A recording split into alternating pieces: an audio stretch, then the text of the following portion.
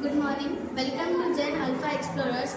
Today myself Sayed Efra from 10th grade and my co-partner is Nashrat Azim from 10th grade. Today we will explain about your eye model. Our eye is the sensory organ of our body which help us to see this beautiful world. Our eye captures this visible light from this world and turns it into an object form. Our brain uses to create a sense vision. Our eye is a sensory object or organ in our body.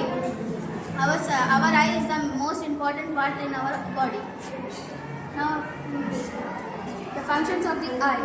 The parallel rays enters into the eye and it strikes on the lens. The lens focuses all the rays on the retina.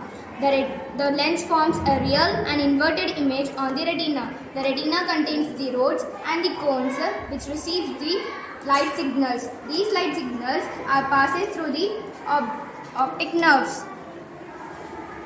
By the way, the optic nerves are the nerves which carries the visual signals from the eye to the brain. The brain interprets these signals and forms an erect image and in terms of shape, size and color. At last, we can see the object clearly and erected. Thank you.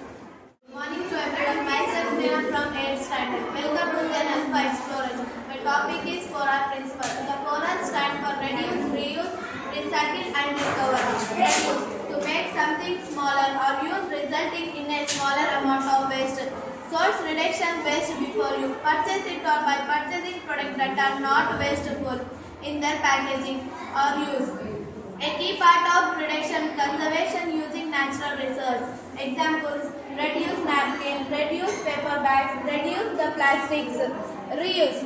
Reuse means to net into action service again. Instead of throwing some trash away, people can find a new way to reuse it. About how they can be reused.